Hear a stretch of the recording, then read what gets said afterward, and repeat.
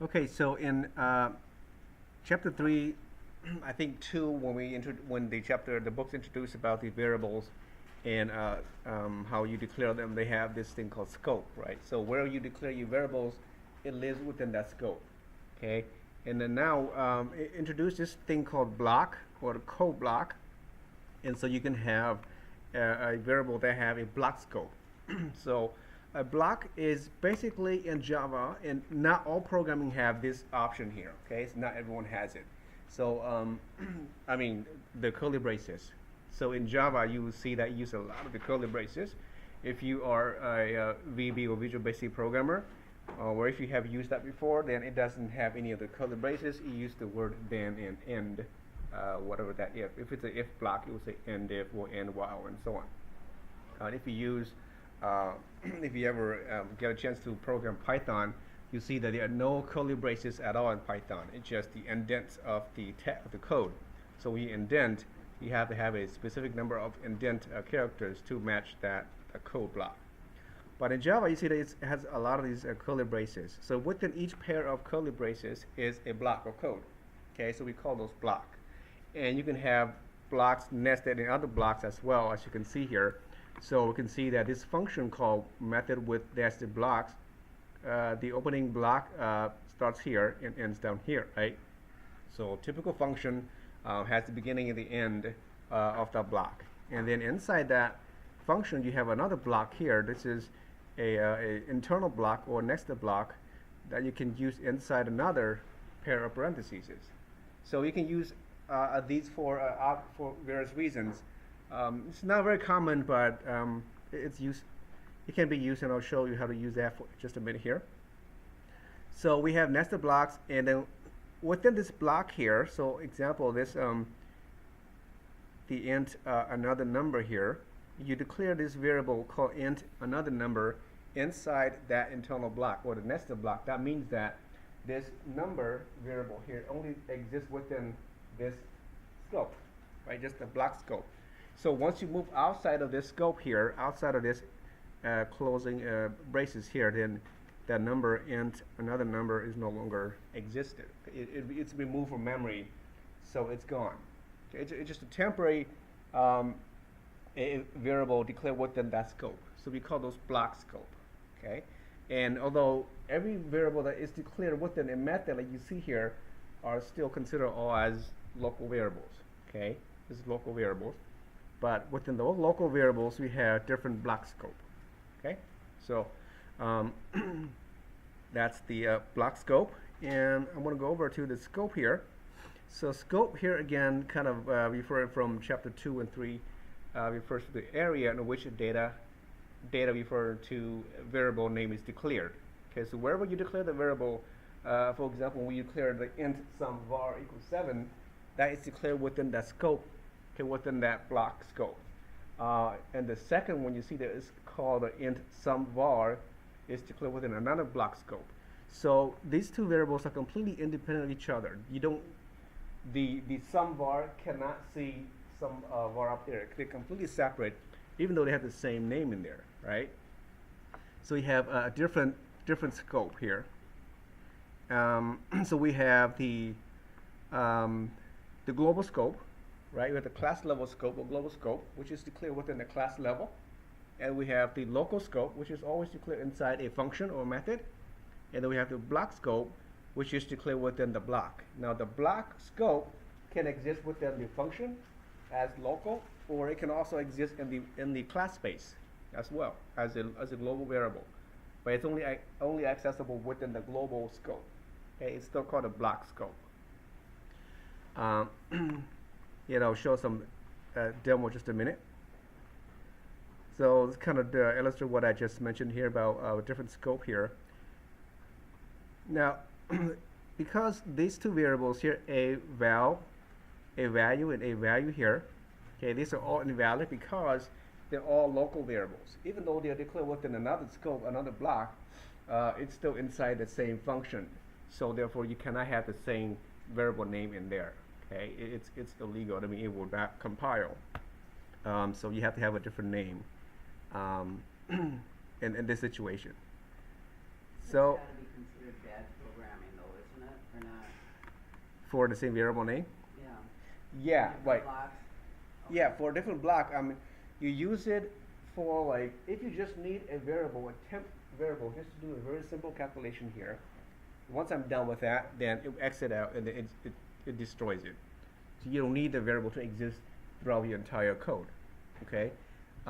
Whereas if you declare in the top here, then your function begins here, right? Begins here, it ends here. So in this example, the a value up here, it exists throughout the entire function until we exit out the last curly brace.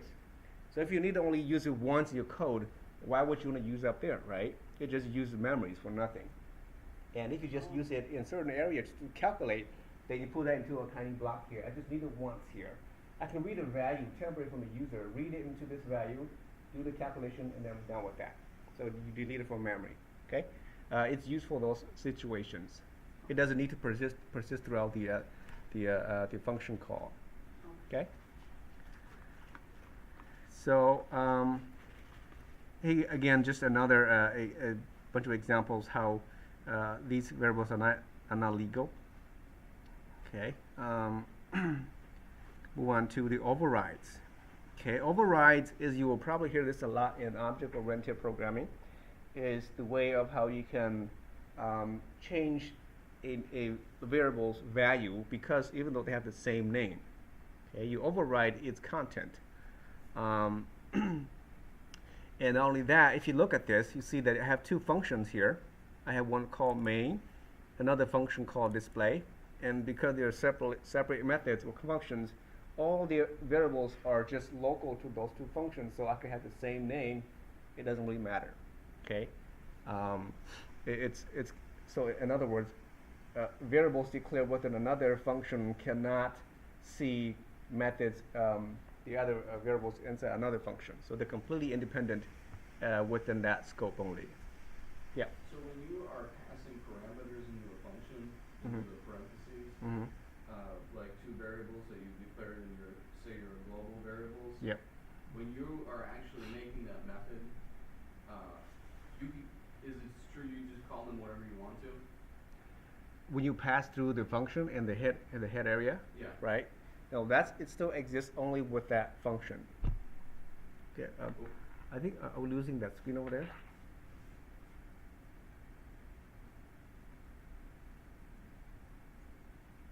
It's not showing up there.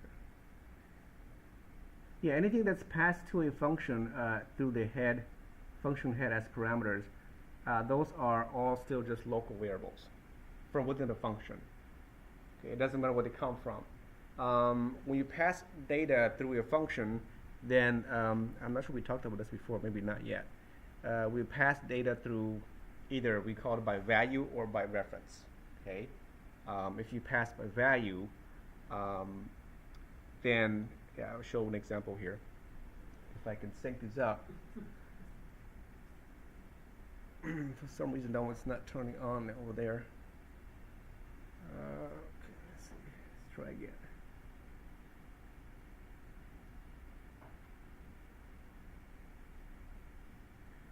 Just remember that if you declare a variable in the class scope, then that can be accessed anywhere throughout your program. It doesn't matter if you put inside your function head or not. Okay, those are called global variables. But if you want to pass some data from a function to another function, then the only way to pass those data through is through the function head, right? As parameters. Okay. Yeah, that one's not working over there. Okay, can you see? Is it okay? But that screen, for some reason, is not working. Okay, so, and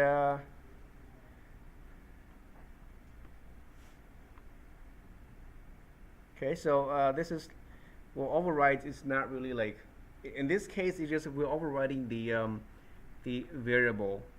In this case, again, this is completely independent of this one here, even though they have the same name, because they are, declared within a function, so they're completely independent. And the only way for me to pass this method's number value to this function down here is to include it, to pass it through the parameter, okay, here. So if I were to say, I want to pass this number, whatever that value is, to this function when I call display, if I were to do this, then I need to pass the number, right, to that function. And then now if I do this, then this function here has to have a way to receive that input from this function call. So now I just say, oh, I'm expecting a incoming value of type integer from maybe n, okay? And again, this variable here is just, it's a local variable to this function only. It exists only within that part. And I can call this whatever I want. It doesn't have to match the one outside here being called from. Okay? It doesn't matter. It's just I have a blue bucket, give you to a big red bucket, that's what it matters, right? It doesn't matter what it looks like. So the name doesn't really matter here. But what's important is that the data type has to match. So if I'm passing this number, which has a value of 10 to this function, so we can do something about it. Maybe I can say 55 plus n. Then I can use the value of 10 and then do some calculation here. But if I do this in the code, if I say right at the end here, if I say n is equal to 34, okay, this n here is local only to this function. So if even though it changes to 34, this number out here does not change.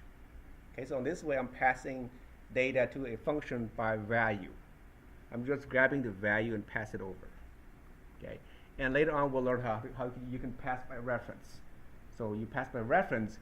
If I pass it to another function by reference, then if I change it in here, it's going to backtrack all the way to where this is being called and change its original value. Okay, so you change it by reference. It's like you have a bank account share with your spouse or with your friend or whatever it is, and if they add account to your bank account, you can see it. If they take it out, you can also see it. It affects you as well because it's the same account, right? That's by reference. So you're changing the actual value in the memory, but by the value, they just basically give the copy of that data to whoever wants it, and you still retain the original copy, and it can't be changed. Okay, so these two are the two different ways how you can pass data over to different functions. Okay, so just to show you that when you override, meaning it's like I'm using the same number variable here to override this, but they're independent. Now the next topic here is called shadowing. Shadowing is when you have a variable in your local or in a function that has exactly the same name as a variable in the class level scope. Okay, so when you do that, then the local variable takes precedence. Okay, and again, it's much easier to illustrate this. Let me just do that right now. Actually, I have this open. Okay, so let me just do this to show you what that looks like. Let's call this UD4, and we're going to create a new class. We call it shadowing.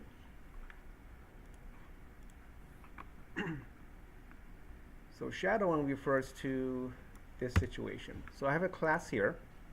So in the class scope, I have an int, just call it num is equal to 12. Okay, this is this is the class level, or this is the global, right? Global variable. That means I can access in here without having to include it in my function head. So I'm going to make this as a static. So it's accessible within a static function here. So I have a num here. Inside here, I also have another num. Maybe equals 45. Right? So they have the same name. And so this is a global variable. This is a local variable. So the shadow means that if I have another variable inside this function called main that has exactly the same name as another one in the global scope, the local one takes precedence. Okay? It overshadows the outer variable. If I don't have this, if I call it num2, then yeah, num2 will be equal to num1 or num plus 10 or whatever it is. Then that's fine, right? So num takes from the global variable. Okay. But if I have it in here, then if I put again back here, num is 5. You see that it's num points to this num here, not the one outside. Okay, so that's just overshadow, shadowing. You can have it here, or if you add a variable inside the head here, that will also be a local variable. The main here is a little bad example, but for example, if we use the args here, for example, this arguments here is a local variable to this function. So if I type in a string array of x, okay, and I can assign x to args because they're the same type, right? So this args here is just this local one here. If I have another one outside here in the global scope of the same type, I would call it args. Okay. Now this is still local because we have a local variable inside the function. How do you access the one outside, right? So in this example is a little bit difficult because I'm having a static variable here.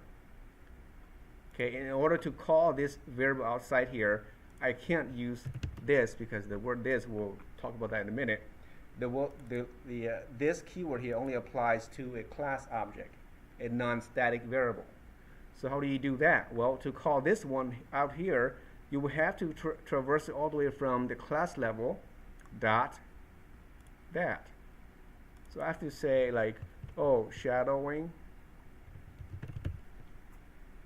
dot argument. So now it references the one from outside the scope. Okay, so this only works for static data. So this is static. Okay, so you see the difference here now? How you can access the global scope level variables and the local variables, right?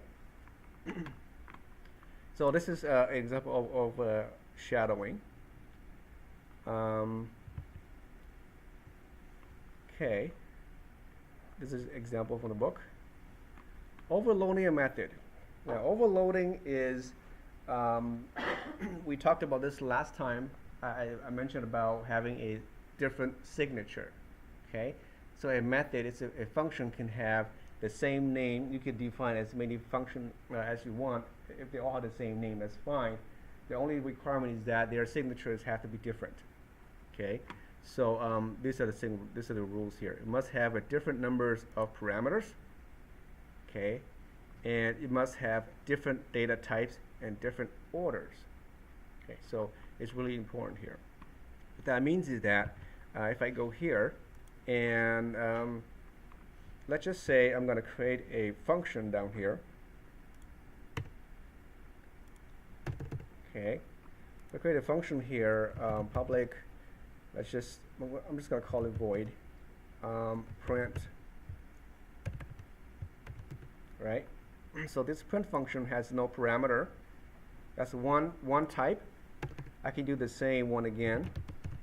Print. I can take one parameter, int a. It doesn't matter what the variable name is. So it's different now. It has a different signature, right? One has parameter, one doesn't. So these two qualify. So therefore, I can have two functions of the same name, and then the compiler will know exactly which one to use, depending or based on what you pass to this function. If you call a function just like this, again, let me just make this static for now. So you can call these directly. If I call it from here, if I say print, if I don't pass any parameters, then it's going to grab this one because it matches this signature. Okay. If I happen to put num in here, then it passed one integer type, then it's going to call this one because it matches this int data type. Okay. And I could have another one down here. And then maybe this one here has two parameters, an int and a double of b.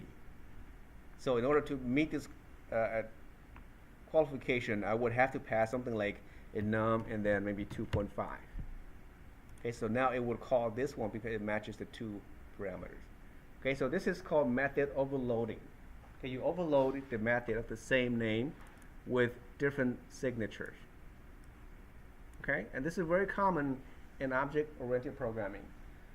You see that we'll be using this in the constructor example, which I kind of introduced that a little bit last week as well. Okay, so you can have that same function here. Of course, you don't have to use the same one. You can just say, hey, print A, print B, print 2, print 4, whatever it is. That's fine. However you choose it, that's okay. But typically, this is how it's done in object-oriented programming. Okay, use the same function, just, bless you, just different signature. You have a question? No? Okay. The only thing you want to be careful about here is that you might have a situation that looks like this.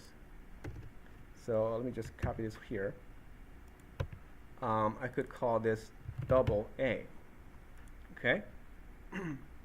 So int A takes one, this one takes one parameter. This one also takes one parameter. So when I call num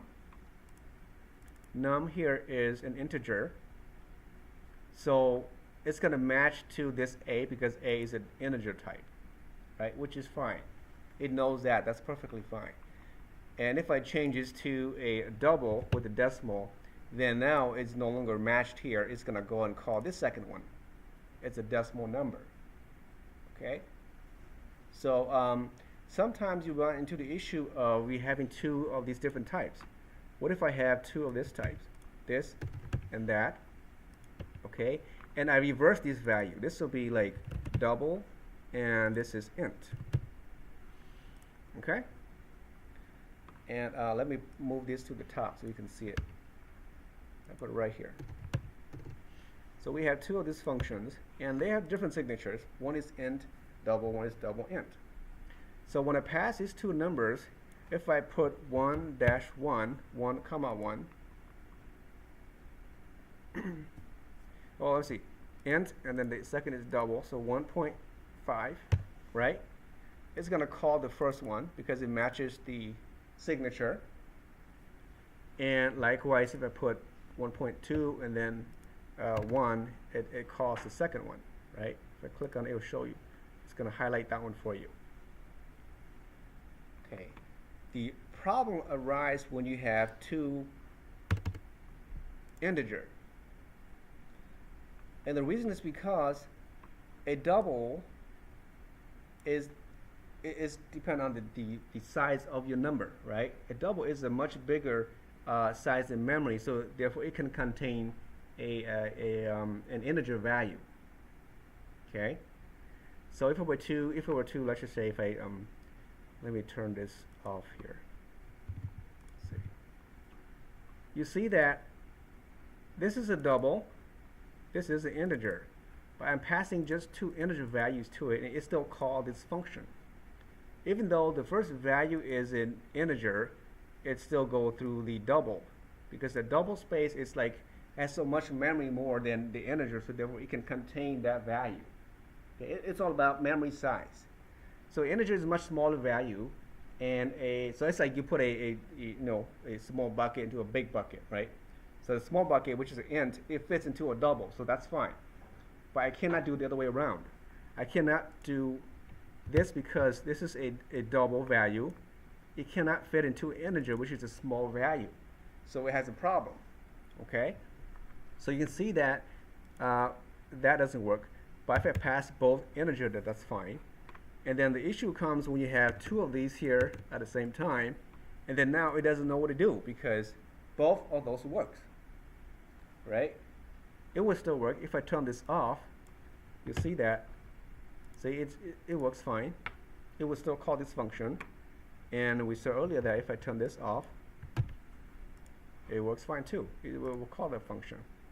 So this is one of the situations where you have to be careful when not to use this type of coding method. You run into this problem. Okay, it's kind of rare, but it does happen sometimes, and it can take you a lot of time just to debug this problem. But that's one of the issues where you can have this kind of problem. Otherwise, as long as you have different signature, a different order, and then you are good to go. Just to make sure your parameters here match the exact data type here, then you are good to go.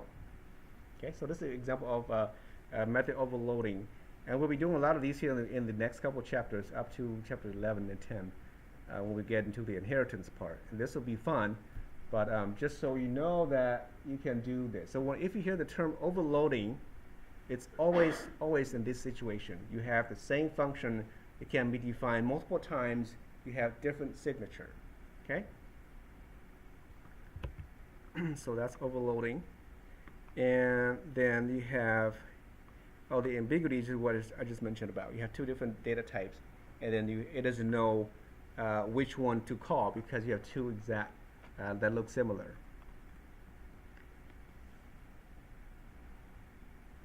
Okay, so the constructor overloads it works exactly the same as the method overload I just showed you here. Okay, so the constructor works the same way, except it's a constructor and not a function, a regular method here. So constructor is one that you will declare in here that has exactly the same name as your class name. So with public shadow, no data type. Okay. So you have one constructor. This constructor takes no parameter. Okay, it's no value passed to it. You can have another one shadowing. This one might take one parameter, the int n, and then in here you want to assign this num here with this input number coming from wherever it's being called. Okay, so again, now we have the situation I just mentioned earlier. We have the same a local variable with a global variable.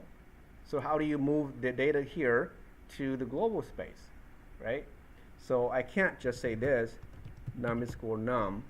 If I do that, it's basically you are changing itself, assigning itself to itself only. Okay, you're never going to reach the one out here. Okay, so because this is a static variable, it's in a class level scope. To reach that static variable, you have to use this full qualifying. So call the class name with a dot and then the number, the variable name. Now I'm assigning the local variable, which is coming from another call somewhere, and give that number to the global variable out here. Okay, so this is by calling the static variable. Or I think I could probably do this as well. Okay, you can also do this. You can use the word this here. Let me put that back. Show you two ways. That's one way. You can do this with this is equal to num. That's the second way. And both of these will reach this variable here because this constructor is not a static constructor, right? It's an object type, so therefore I can use that.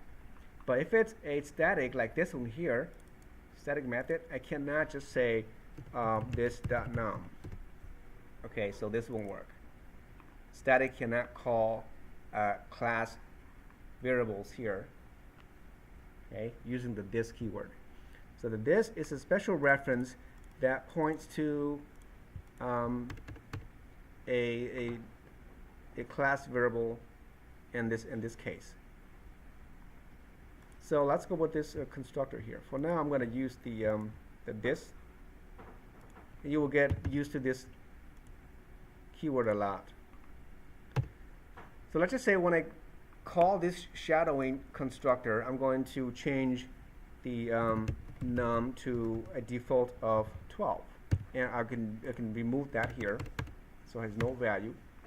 So by default, if I create a new object of shadowing, then it has a value of 12 for num. Okay, and if I pass the number to this shadowing constructor, then the number will be assigned to whatever the value I pass to it. Okay, and if I were to have another one here, if I say static, maybe string name, right? And then you can also say, when you create that function here, you call that shadowing method. I'm going to, by default, set the name to maybe just, ABC or something. So that's the default value. Oh, double quote, single quote doesn't work. Single quote is only for a single character. And then if I pass int, then I'm still gonna assign a default name to that variable. Okay, and if I create a third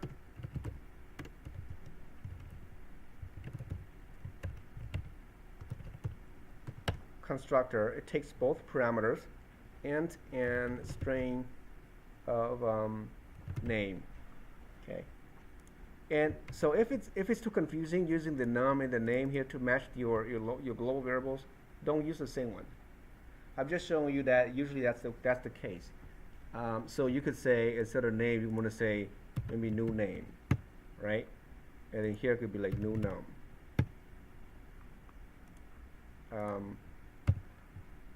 Maybe it's easier that way. That's fine. But typically it's the same value. And then I pass two unique parameters here. So I'm going to say num is equal to new num, and this name is going to be assigned to new name. Okay, so I have three different constructors here. So now, again, constructors are used for what? What do you use constructors for? Do you remember what constructors are used for? Why do I have constructors? What's the difference between constructor and these functions down here? Is the default value? Yeah, well, yeah, it is default value, but there's a main reason why you have constructors. What does the word construct mean? So I mean, yes, right. To make what? Right? To make an object. Okay. You use this constructor to create an object. What kind of object? Well, object of shadowing. Okay. Of this class. This class called shadowing. If it's a car, if it's called class car, then I would say public car. If it's a student, I have class student and a public student. I'm creating that instant or that object called student class.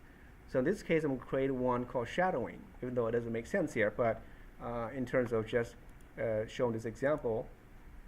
So when you create those constructors and you want to use them in your code, okay, so you want to say, so notice how we declare a variable, int num string x, whatever it is, right? You do the same here. It's going to be of type shadowing, and then you give it a name. So this is the data type. So classes can be treated like a data type, okay?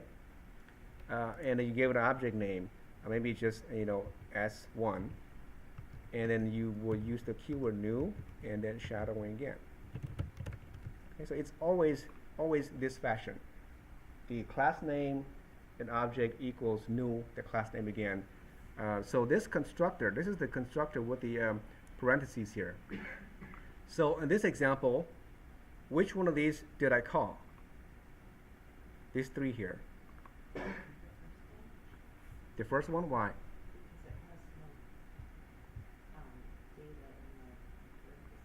Yes, right, very good. Right, you don't have any parameters, so it's going to call this one. It matches this, so the value for that S1's data will be 12 in ABC.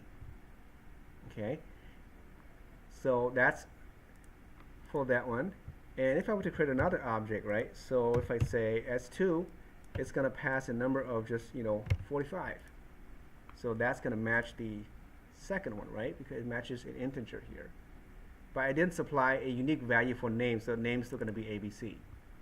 But the num for this object, S2, is going to be 45, and it's not going to be 12. Okay? And then, of course, the third one is you could just say you supply both of them.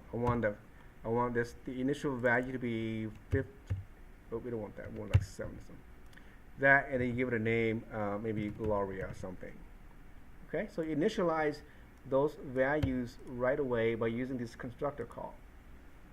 So as a coder, as a programmer, you want to supply all those possible signatures so that when you call, you use this, it's gonna work in your system. Okay, you don't want to say, oh, you know what, I don't have this. Let's say if this is not available. Okay, then if I try to do that, I have a problem because that constructor is not there. Therefore, I cannot create the object with default values. Okay, so you want to make all those possible parameters to match all your variables here. If you have 10 variables And if those variables needs to be set by the user, then you have to have a constructor to do that for you. Okay?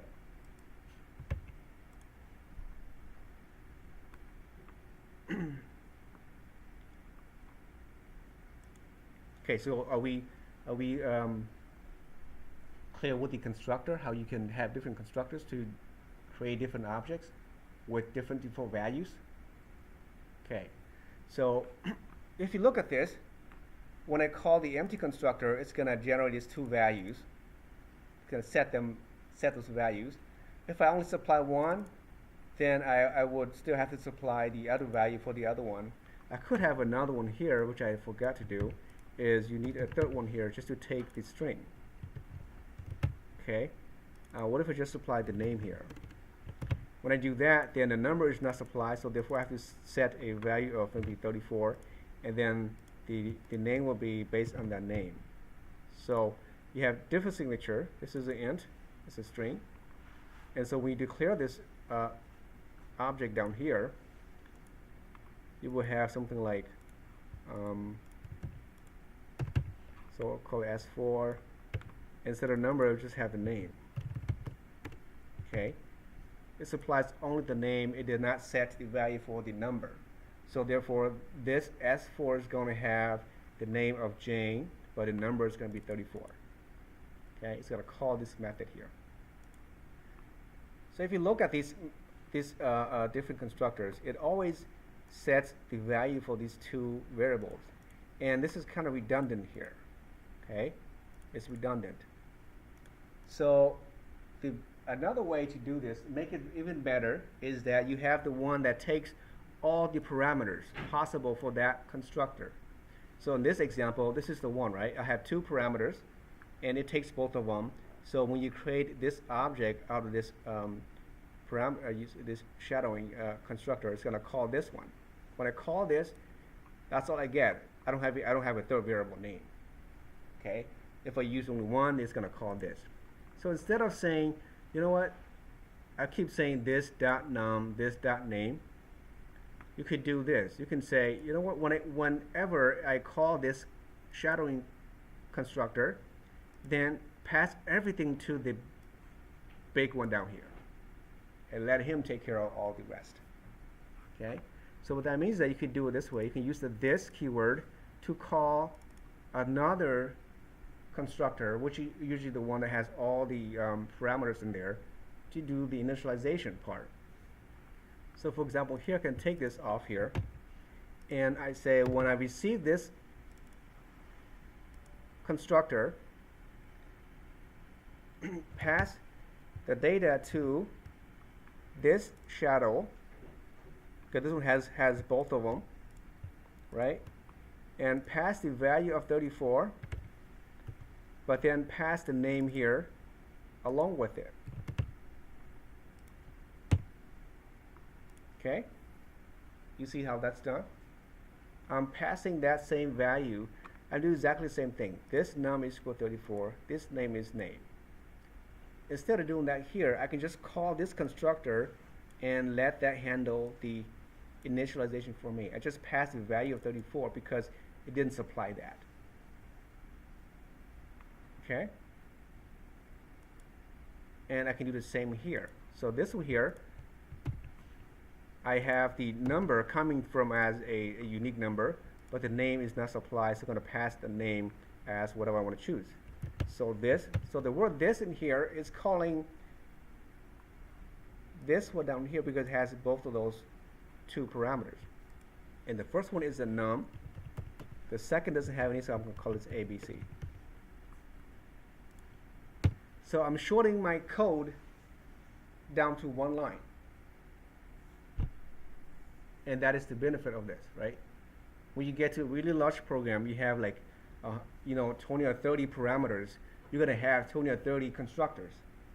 And by changing that down, 20 lines of code down to one line of code, that's going to take a lot out of your code. Okay? You see here, it's not really handy because I only have 3. But if you write a program that takes like, a database has 20 fields, and so to supply all of those, we're going to have 20 different constructors. and then each of those values in here have to be initialized, whether you supply only one number, one parameter, or 10 of those. Okay, so so what I do is, it doesn't matter what value I have, pass it over to the main one, and let the main one deal with it. Okay, so here, no parameter, so I'm still going to call it, and I'll pass the default 12 and ABC.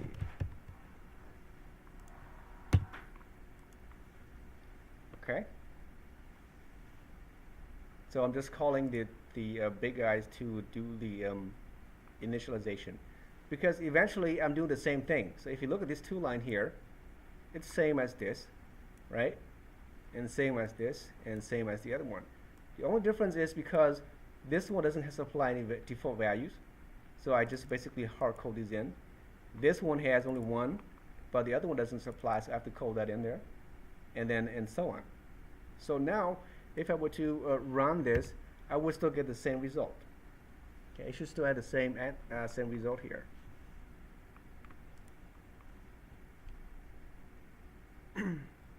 Okay, so this is how you would use the keyword this in your constructor to call one constructor, usually again the one that has all the parameters as the main constructor that would build your object. Okay, because when you build a object, all your variables will be initialized. Doesn't matter if you supply a value or not. Okay, if you read my email about the initialization, all right, so all of these will be initialized to the default value, even though you don't supply one. In the global scope, or in the class scope. Okay, if you assign a value inside a function here, then you have to supply a value, otherwise you cannot use it. Okay, you have to initialize it first. Okay, so that part, I think I put in the note a little bit about this reference here, and how you can use the reference to call your constructor. Okay, so I think it has an example in here as well. So from this, so if you look at this, every function, every constructor has it does the same thing, initialize to a certain value. So instead of doing that, I'm just going to pass everything over to this main one to do it. And so you can see that I shortened all the code just to a single line of code. Okay, and this is very, very efficient, and not just Java, but other program as well. Okay, so math, I'm not going to go over. You can look into that section here, but the composition. The composition here. So do we have any questions on the overloading methods and constructors before I move on? Good. Okay. So the composition, if you remember, I think in chapter 3, I think last chapter. Yeah, it had something called an is-a relationship. If you remember, if you run into that little section. So when a class is a subclass, we'll do this next time when we get to the inheritance. So when a class is a subclass of another class, I mean a child and parent relationship, then the child is a subclass of the parent, so therefore you have what's called an is-a relationship. Okay, so the child is a child of the parent, right? So you have that direct relationship. So this is called an is-a relationship in object-oriented programming. Now you have a has-a relationship. This is by saying that you put another class inside of another class. Okay, they're not related. They are not inherited. So they are not inherited from each other. It's just that you have a class of car, and you have a class of maybe driver, and somehow you put one of those into the other one. So when it's composed of the other ones, it's a composition based on how you put those two classes together. So you can put one class inside another class. Okay, so you has a relationship. So car class has a relationship of driver. So driver has a car, or car has a driver, however you choose to do it. Okay, so that's the composition here. And I will talk about this part here because I also want to go over the project for chapter 4. So unit 4, I have a project for you to do, and it's going to be involved with this having a class within another class. Now the chapter did talk about something called the nested class, okay, right here. We're not going to cover the nested class. This is confusing as well as not really efficient, and it's not very common to use a nested class as another class. You can in Java. Some other languages may not allow it, but Java allows it. So we're not going to cover that in this course, but we will be covering, like, you have separate classes, and you can use those classes as data type inside other classes. So you'll have this composition example. Now with that said, so here, when you did the input from read the data from the user, right? So you're actually calling a different class called scanner class, right? So you're using a scanner class inside another class. So that is a composition. Okay, it has a scanner type.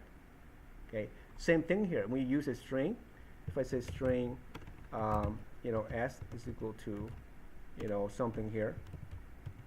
This is a composition because this string is a class. Okay, if you're not aware of this, it's a class. Whereas int is a primitive data type. Okay, is all the like int, double, and then boolean. Float, they're all lowercase letter, right? Use lowercase. It's a primitive data. But the string, if you go and type in lowercase, it won't work in Java, okay? Because string is a special class used in Java, and it's always a capitalized letter for the string. So this is a class. So again, it's an example of a composition. So this class called shadowing has another class data called string within it, okay? And we'll be doing some examples using this kind of scenario. Is shadowing a keyword like string? Shadowing? Right. No, shadowing is just a class I created, right? Okay, that's Yeah. fine. No, Right, but you can use it as a string, like I did here, right? So gotcha. this is kind of, right. No, yes. But it's not a keyword in Java. No, but string is, just not shadowing. Okay, what's the time now? So I think, why don't we take a break? I know it's a little bit early, but we'll take like a 5-minute break, and we'll come back and we'll dive into this classes, how this composition work, and I'll be talking about the project as well. Okay, so I want to make sure you understand how to use other classes. You will be creating your custom classes, and then use those inside another class, okay, to build your program. It's a bit confusing, but I want to make sure you get it tonight. Okay. If not, we could do it again next week, but I'll make sure you get it. Okay. So let's take a break. We'll come back and we'll continue on.